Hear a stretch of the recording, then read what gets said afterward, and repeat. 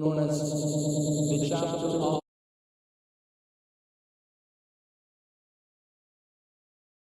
to him the verses 16 all the way to 34.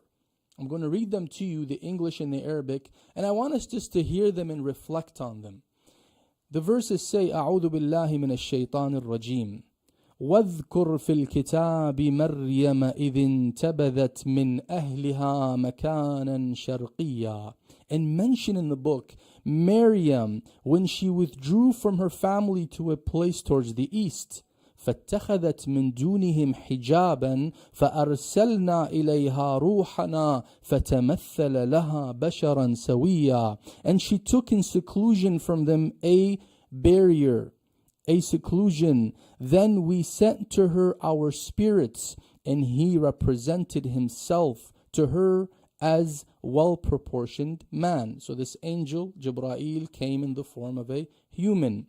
And then قالت إني أعوذ بالرحمن منك إن كنت تقيا. She says, indeed, I seek refuge in the most merciful from you if you should be fearing of God. Meaning that she was afraid. She saw someone she was not expecting.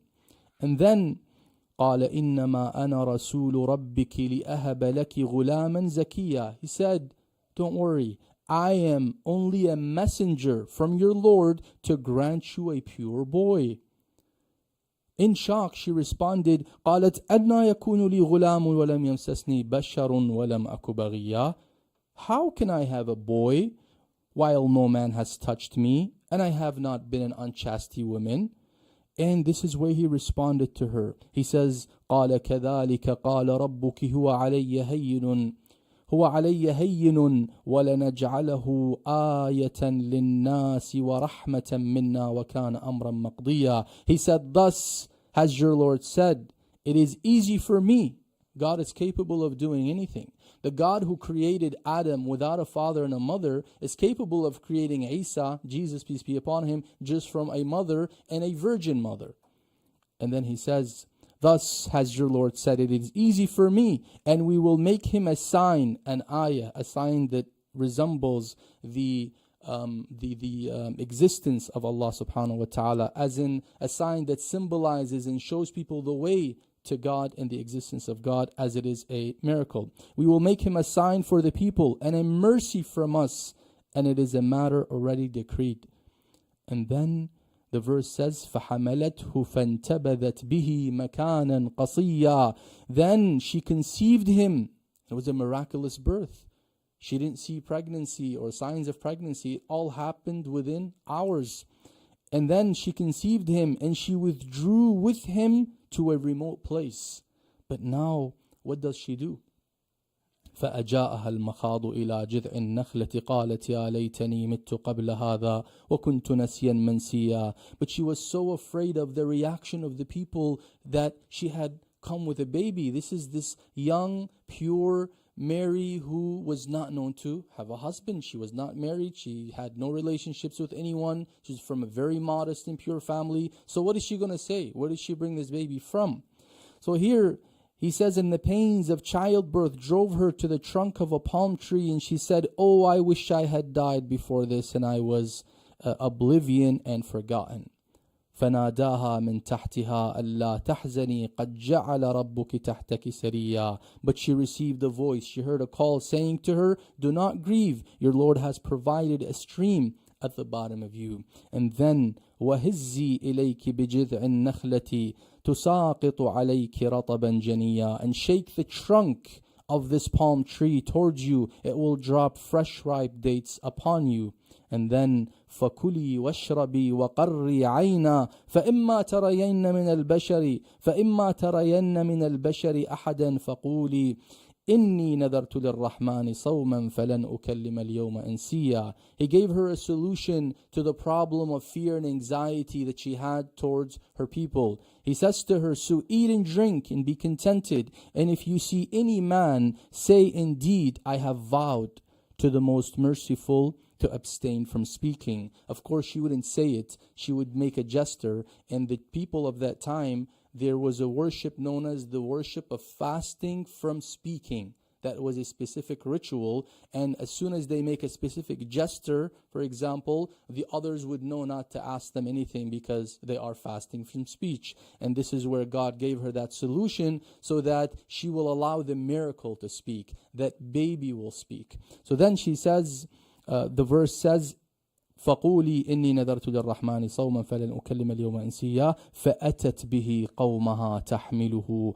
قالوا يا مريم لقد جئت شيئا فريا. Then she brought him to her people, carrying him, and they looked at her and said, Mary, you have certainly done such a thing that is unprecedented. يا أخت هارون ما كان أبوك امرأ سوء وما كانت أمك بغيا. O sister of Aaron, your father was not a man of evil, nor was your mother unchaste. How did this happen? She pointed to him. فأشارت إليه. قالوا كيف نكلم من كان في المهد صبيا. When she pointed to him, as in ask him, they said, how can we speak to one who is in the cradle? Have you lost your mind? You want us to speak to an infant who was just born? Right away the infant says, قال إني عبد الله آتاني الكتاب وجعلني نبيا. He said right then and there in front of them, and they were all in awe, in shock. What did he say? He says, indeed I am the servant of God. He has given me the scripture and made me a prophet. وجعلني مباركا أينما كنت وأوصاني بالصلاة والزكاة ما دمت حيا. He has made me blessed wherever I may be, and has enjoined upon me prayer and almsgiving as long as I remain alive. وبرا بوالدتي ولم يجعلني جبارا شقيا. And he had made me dutiful to my mother, and he did not make me a wretched tyrant. والسلام علي يوم ولدت ويوم أموت ويوم أبعث حيا. And may the peace be upon me the day I was born, the day I will die, and the day I will be resurrected. ذلك, the Quran then concludes here, ذلك عيسى ابن مريم قول الحق الذي فيه يمترون. That is Jesus, the son of Mary, the word of the truth about which they are in dispute. Now when the king heard this, the tears began to flow from his eyes. He was very touched by these words, that these people have a message that resonates with what he believes. In the end of the day, Jesus is the most important person in the life of a Christian. So this king felt really touched by these verses that celebrated the birth of Jesus and celebrated his mother and celebrated this miraculous birth. So he says to this envoy of the pagans, he says to them, I am not handing these people to you.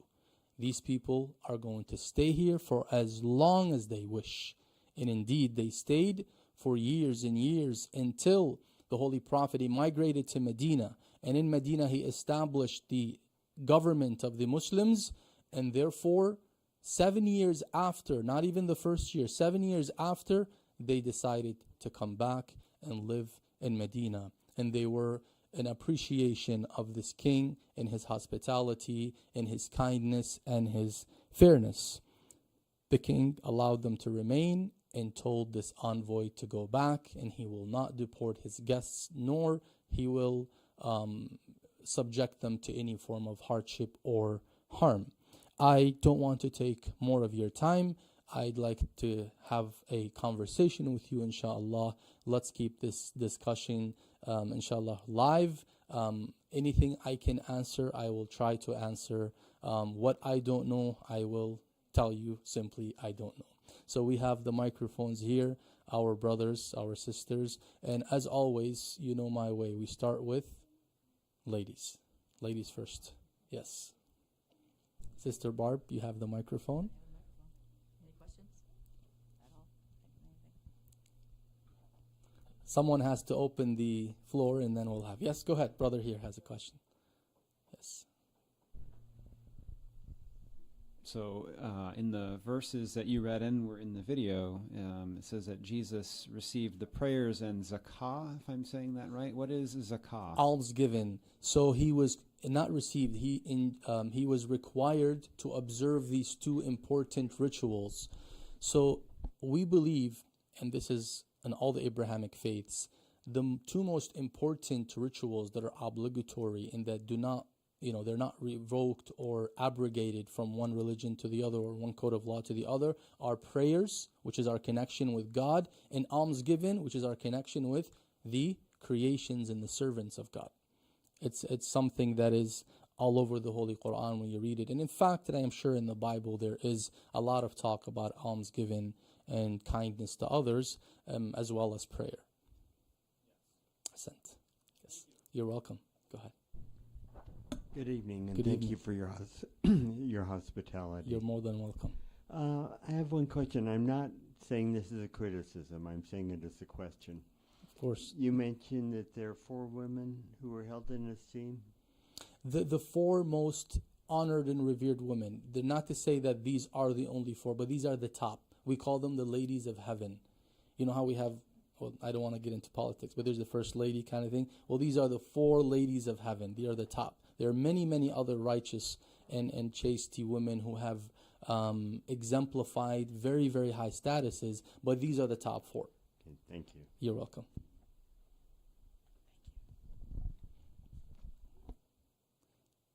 Yes, go ahead, brother, back there. So this is a little less about what you're talking about now, but Sure. what's the basis of Ramadan itself and the fasting? Very good question. Very good. Thank you for asking that. So basically, one of the practices, and before I mention that, let me explain something about the legal system in Islam, or the legislative system in Islam, the code of law. We believe that Islam is the religion of all prophets, but the codes of law vary according to the time and place. And the last code of law was that which manifested in the Holy Quran. And the code of law is meant to build a righteous, pious human being.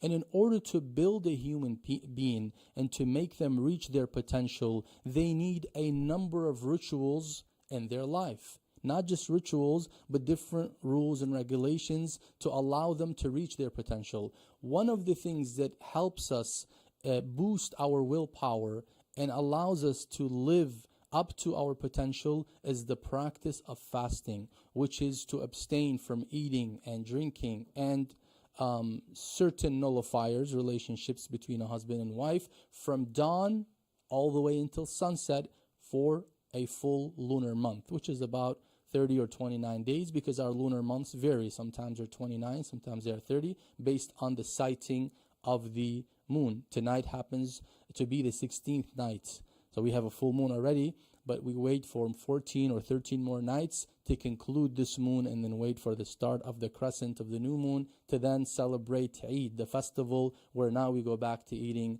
and drinking. So the month of Ramadan really is a month of spirituality. It's a vacation from our worldly and carnal desires.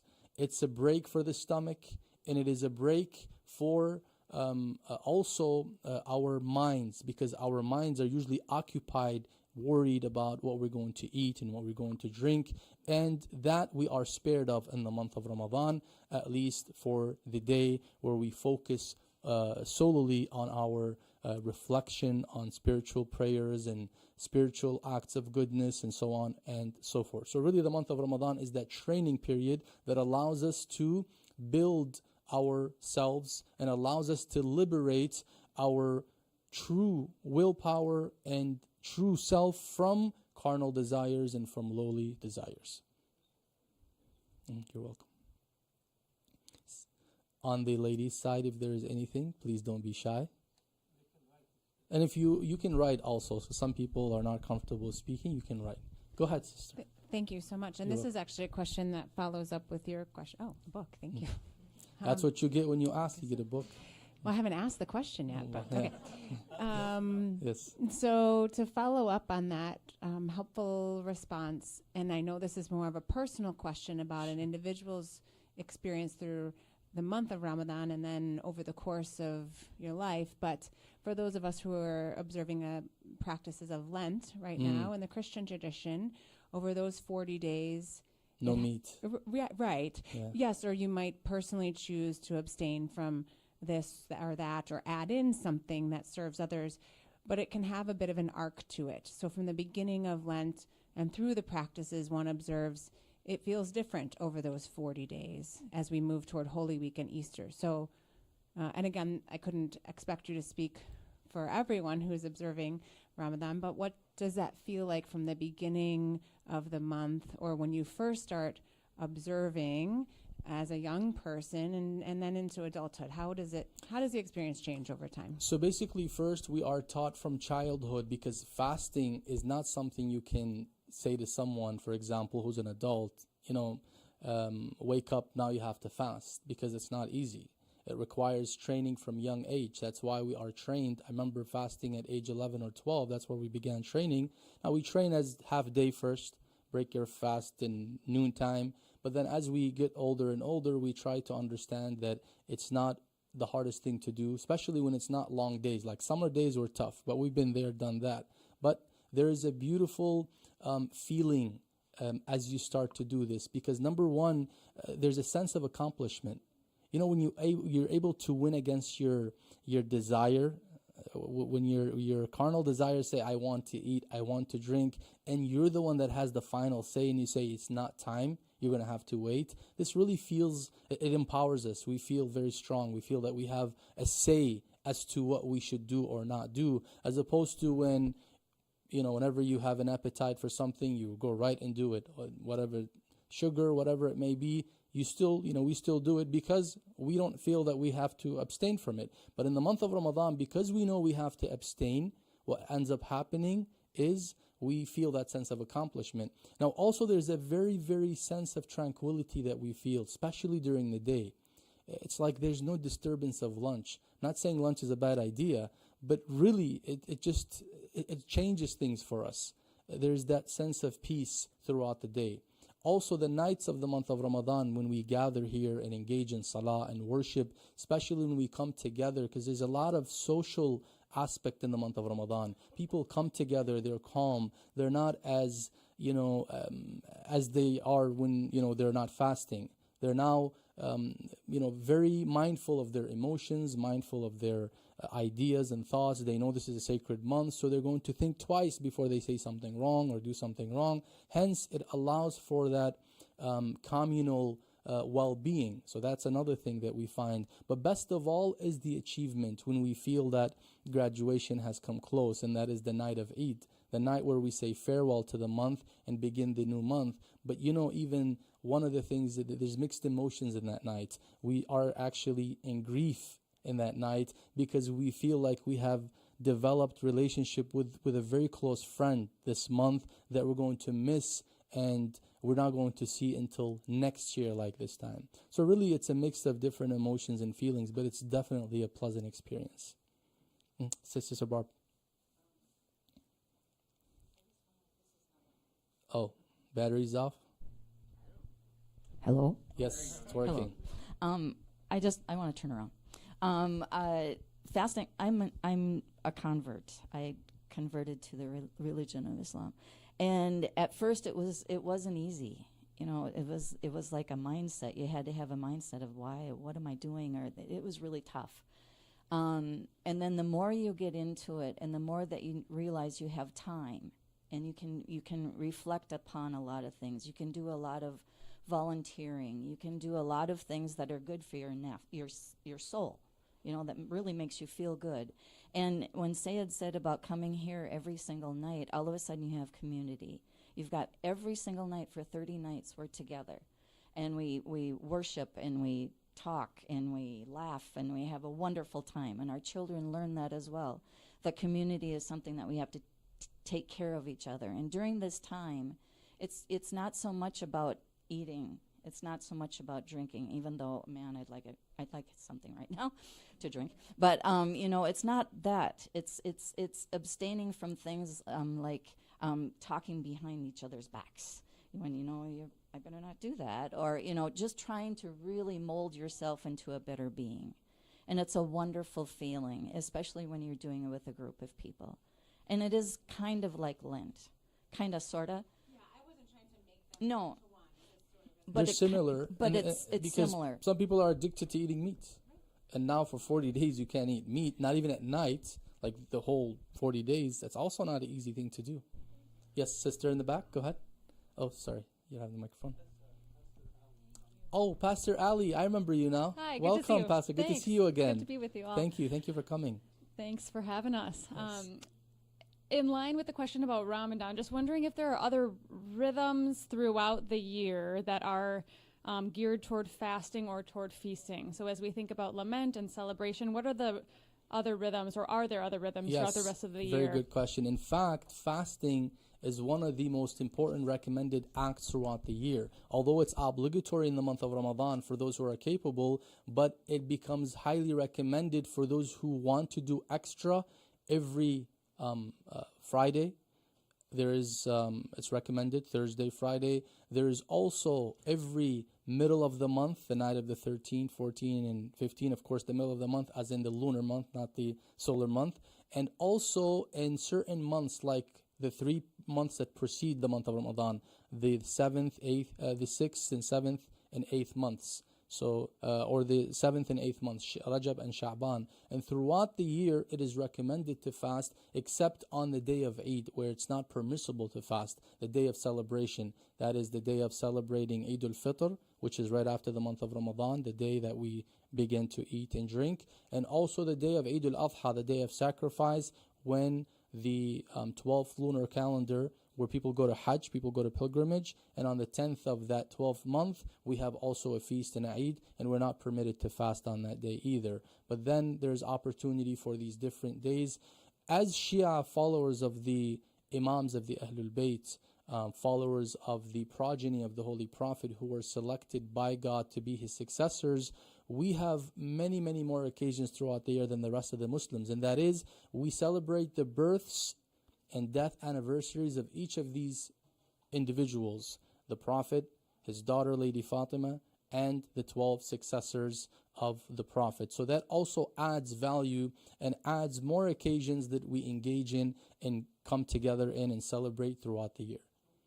And Jummah prayers, thank you very much. Every Friday we gather and have a Friday prayer. This is one of our main also ritual practices, and we consider Friday to be a holiday in and of itself. So every Friday, happy Friday. Yes, back there.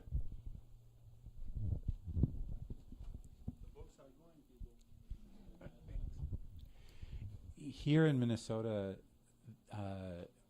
a Muslim would face the situation that most Minnesotans are not very familiar with Islam. How is that different than living in a part of the world where most of the population would be familiar with Islam? Very good question. So, in fact, this comes with, I would say, experience and education. The nice thing about most American people, I'm not saying this to just, be diplomatic here. No, this is a reality. I've been here for about 20, 28, 29 years, not in Minnesota, but in the States together. And I know most American people are very accommodating as long as you explain to them, as long as you let them be aware. They, like any other human being, are afraid of the unknown. Someone who is very, shady, as we say, that you don't know anything about. You have the right to kind of take your cautions and feel that, what is this person? What are they all about? Especially with media that has been doing a bad job since September 11th, portraying Muslims to be, people of violence and so on and so forth. So that definitely creates some type of Islamophobia in many parts. One of the things that we find challenging is really having to explain certain things and certain laws that we have to abide by. I'll give you a simple example. One of the kind gestures in this country is when you meet a woman or a man, like people from opposite gender, you shake hands. It's a sign of respect. Whereas in our religion, respect is shown in other ways, that physical contact between a man and a woman who are foreign to each other is not permissible. Alaikum salam. Not because there is a problem. Like even if it's a Muslim man and a Muslim woman, they just can't shake each other's hands due to that barrier that Islam establishes between one and women to preserve them from any lustful desires and so on and so forth that could lead to sin. So that we may find challenging. Our sisters find it challenging, and our brothers, because when they are in the work field, when they have an interview, when they're in college, the others that don't know sometimes feel offended when you don't shake hands. Especially if they put their hand in front of you and you go, I'm sorry, I can't shake hands for religious reasons. Some of them take it easy and understand it, but some of them feel like, why? And this is where it becomes a challenge. Whereas on the other side of the world, they know this, so they understand when you don't do that. Or in the month of Ramadan, your neighbor at work is eating all kinds of food, and you look at this smoothie, look at that coffee, and you're like, man, I can't wait till, sunset so I can also eat. But, with time, I think the education is important when you explain yourself to others and they begin to understand. I think in Minnesota, Muslims are understood well enough due to the large population of Muslims, especially in the Twin Cities, who have been here for over 2 or 3 decades. I think a lot of times when we meet people, they seem to understand us more than other states that may not have as big as a population. Yes, go ahead. This is a little off topic, but Sure. it's a question that came to mind when I was driving over, Sure. which is that in many Christian religions, particularly Catholicism, there is an ultimate authority.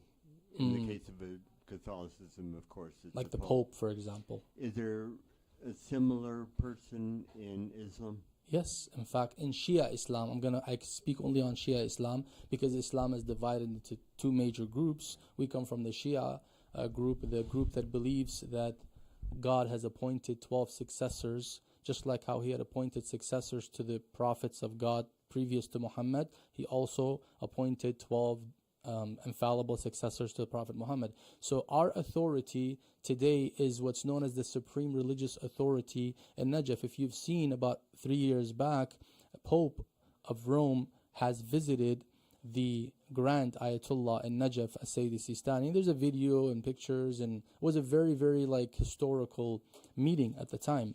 You can refer to it on YouTube if you put Pope Sistani, and you'll see the meeting, and it was a very beautiful meeting actually between the two. Both of them are elderly, both of them hold a very, very revered and high status in their communities, and both of them call for peace and coexistence. So yes, that is the supreme religious authority, and we take our edicts and rulings of day-to-day practice through that person, and not because he issues them from his own self, because we do not believe that a person other than God and the prophets and the successors to mandate or legislate, but rather they understand the scripture very well and they explain it to us to the best of their ability so that we can be adherent and we can be observing of these teachings, given that they were revealed in a very powerful, eloquent Arabic language that many of us do not have the full depth in understanding it, which requires that expert that we refer to, which is in the case the Supreme Religious Authority.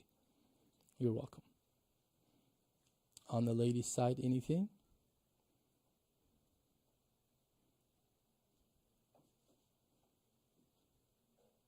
We still have how many books? Yeah. Yes, over there, sister. Yes. Thank you. You're welcome. As a white woman in Minneapolis, I want to be welcoming, but I also don't want to be immodest. Mm-hmm. And so in greeting Muslim people at the bank, at Aldi, wherever I am, I question what is appropriate to greet and not be immodest. Very good. So the way to do it really is, as long as you avoid the gesture of trying to shake hands or hugs, right? As long as that. So for example, if you're greeting someone, placing your hand on your chest like this, hello, how are you, welcome. That's very, kind and nice, and it's taken in a very, very open heart. Because you're avoiding that physical contact. Again, if you're greeting a woman, shake hand, by all means. Greeting men, we men and men amongst ourselves. Shake hands, hug, no problem. The problem is when it is between a man and a woman. Now this is again limited to the people who are not married or from the same family. Like for example, I shake hands with my sister, my mother, my aunt, my grandmother. This is family. My wife, if I had a daughter, granddaughter, whatever, all that would be permissible. It's just those who you can potentially get married to, possibly, in general, because they're not your bloodline relatives, and therefore you have to avoid these physical interactions. Thank you. Well, just a quick follow-up on what my wife, Barb, said. If you can expand a little bit about fasting, because I think sometimes it's put too much emphasis and is put on not eating and not drinking, and I think there's a lot of other things involved that we have stories from the Prophet telling people to break your fast because you did this, right? Yes, so yes. You can expand on that to see what it is that we need to do besides just not eating and drinking. So eating and drinking are the most basic necessities for the human body to survive. So when you go all the way down to the most basic necessities and abstain from them, that is proof and a testament that you are capable of letting go of things that are not necessary. Gossiping is not necessary. You can live without it. Lying is not necessary. You can live without it. Of course, we're supposed to avoid these irrespective of the month of Ramadan. But because this is the training period, we are told that your tongues must fast. Not fast from speaking, but fast from speaking ill. Fast from vulgar language, fast from lying, fast from making slander about people, backbiting, and doing all these things. One day the Holy Prophet was passing by a woman during the month of Ramadan, and he heard her insult her worker. He was in the business, in the market, and her worker was nearby, and she was angry at her worker, and she began, you this, you that, and she started saying bad words to her. So the Prophet right away went to teach her a lesson. He brought her a little bit of dates. He says, here, have some dates. She says, I'm fasting. Why do you want me to eat? He says, what's the point of your fast when you've just insulted your worker? That's not the idea behind fasting. In fact, some of the Imams of Ahlul Bayt, the successors of the Prophet, have reported to have said that some people, the only benefit they get out of fasting is they become hungry and thirsty. And that's not a real benefit, because that's not the purpose. That is a means to tame these carnal desires. The real purpose of fasting is piety. In fact, the Quran speaks to this. كُتِبَ عَلَيْكُمُ الصِّيَامُ كَمَا كُتِبَ عَلَى الَّذِينَ مِنْ قَبْلِكُمْ لَعَلَّكُمْ تَتَّقُونَ. Fasting has been prescribed for you and the people before you, because we believe fasting has been prescribed for all the previous codes of law and previous prophets and messengers, but in their own way. However, the verse says, لَعَلَّكُمْ تَتَّقُونَ. The purpose is to be pious, to tame your desires such that you can be in full control of your thoughts, emotions, and your actions and your sayings. So really fasting is about bringing the best out of you. Through fasting, we can abstain from all that which is unlawful, all the gazes that have lust in them, even the bad intentions, because fast is of different levels. The high level of fasting is to fast from bad thoughts. Oftentimes as humans, we tend to make wrong assumptions about other people and do not give them the benefit of the doubt. That's just a human nature. Fasting teaches us to do the opposite. No, give people the benefit of the doubt. When a thought comes to your mind that is a negative thought, try to ward it off and say, no, I'm not going to let this thought sit in my mind, because it will pollute my spiritual well-being. It will pollute and distort the beauty of my soul. So really fasting allows us to beautify our souls and to make the best of our potential. You're welcome. We still have about 15 minutes before eating, so this is like the prime time. Yes. Actually, 15 minutes, we can probably, if there's another question, we can wrap it up. We need about 10 minutes to prepare, sure. To put the chairs away and set up the place for prayers. Sure, definitely. Any more questions? Yes, back there.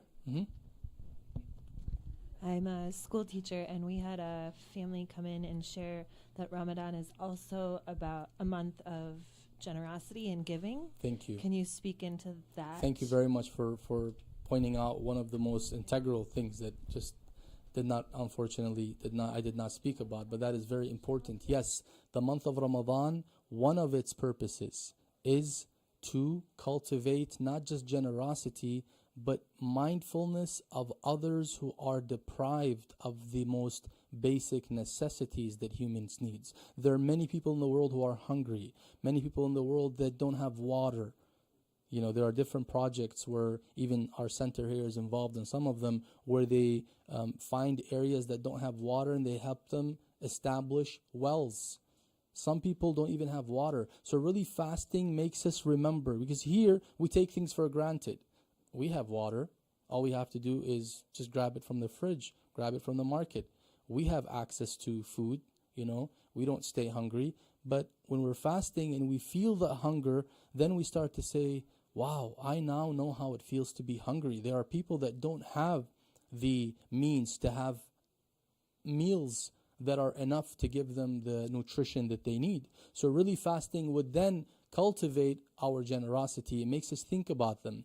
In fact, we are highly, highly encouraged in the month of Ramadan, of course in the rest of the year, but specifically in the month of Ramadan, is to send help and basically sustenance and meet people's livelihood and needs as much as we can. And in fact, it's obligatory on the night of the feast, the night of Eid, before we end the month of Ramadan, there's something called the obligatory almsgiving of fitrah, which means that every person has to take on their behalf and their family a specific amount to send it to the way of the poor, as a way to show gratitude to Allah, gratefulness, and to perfect our fasting, to show that we have actually understood the wisdom behind fasting, and now we are mindful of others who are in need. So definitely that's a good point you bring up, the generosity aspect. And we find that also in the invitations that people have with one another, where you would take, today you have made a unique dish, you take part of it to your neighbor. That was a very common practice, at least on the other side of the world. Here people practice it not too much because, you know, people here are, this is one of the downsides of, let's say, the life in the West, is that everyone is like to themselves. Like that. Whereas back in the Middle East, you know what your 7th neighbor is going through. You know what your 10th neighbor is cooking tonight. There's like this very, of course, to us here that may sound a bit annoying because we don't want others in our business like that. But because of that very integrated relationships between people, they're very interconnected. There's downsides to it, of course, because that generally would have more clashes, more arguments. But in the end, there is that feeling of, I need to know what is going on here and there. And now if I have a neighbor and I try to send something to them, I have to think twice. Well, do they know what I'm doing? I have to explain this to them. Maybe they don't like this kind of food. Maybe they have different dietary restrictions. And then you have all these, worries, although some of us would take the chance and say, you know what, I'll go to my neighbor, try it out. They don't like it, it's fine. But at least I did my part. Thank you. Are we good?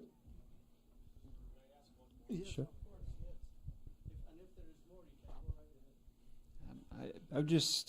This is the first time that I've come to an event like this. In fact, I think this might be, nope, I take that back. I was in Israel and had the chance to be in a worship space with people practicing Islam. What would you have me take away from this evening? What would you like me to take from this space? Really just to understand that you have a second home here and you have a safe space to come and be a part of or to visit, and that you have friends that you have made in addition to the friends that you have, really. If that is at least one thing you can take away, that is, I believe, a big accomplishment. Yes. Yes. We say amen as well. We say Ameen. Ameen as in, oh God, respond and accept and, fulfill. Amen. Amen. Thank you. Welcome. Okay, so if there's no other question, we can finish here. We have 12 minutes before we pray. And just quickly, just so you know what to expect, we're going to put the chairs away. We set up, and again, the way ladies and gentlemen are divided here. For prayers, you're going to be divided as well. There's going to be that divider that's going to pull up here. So the ladies are on that side, men on this side. And then our congregational prayers are led by our sheikh, minister, leader, Too much titles. pastor. Yeah. So anyhow, so he'll be in front and we follow him. And there's a congregational prayer. This is what we do at homes individually, but when we are together, we do it all together.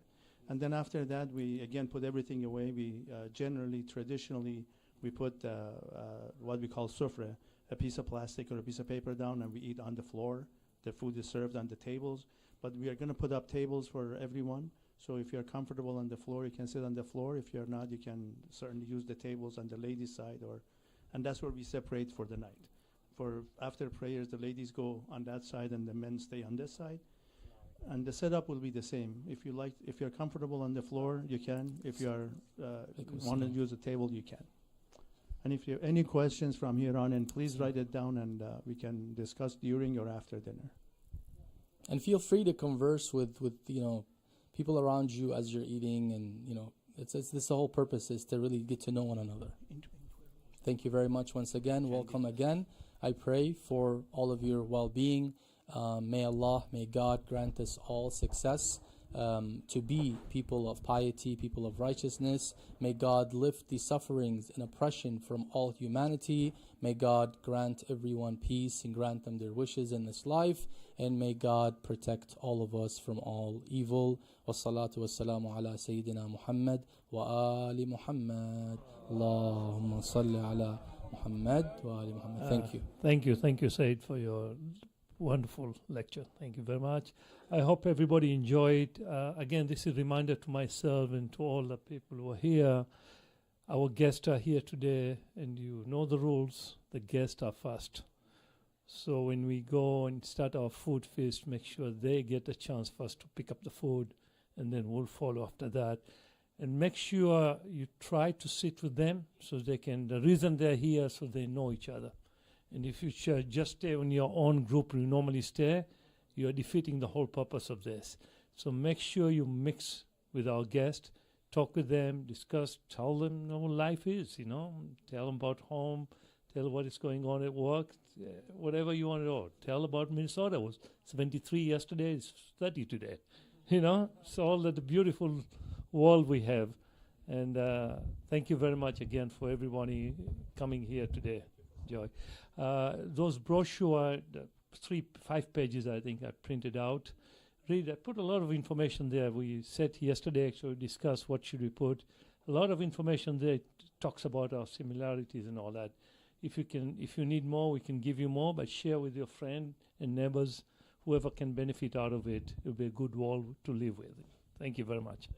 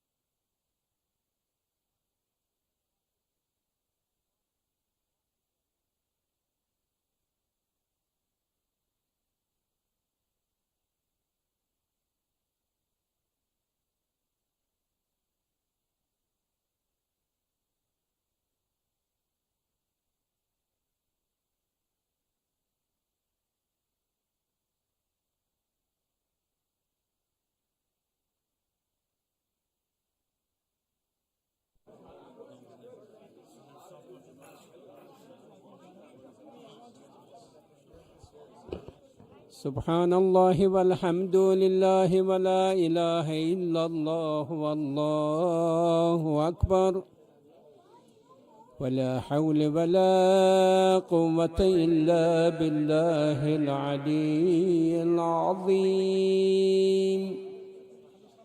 الله أكبر الله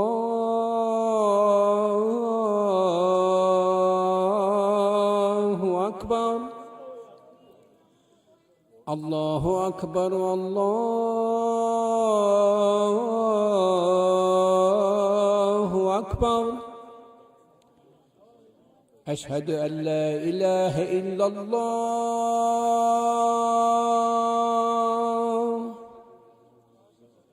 أشهد أن لا إله إلا الله. أشهد أن محمدا رسول الله.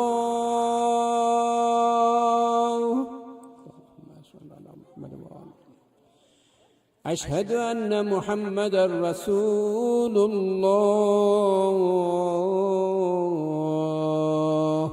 اللهم صل على محمد وعلى محمد.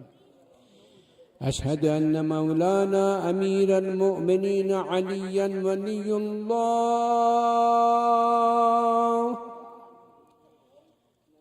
أشهد أن مولانا أمير المؤمنين عليا ولي الله. حي على السلام حي على السلام حي على الفلاح حي على الفلاح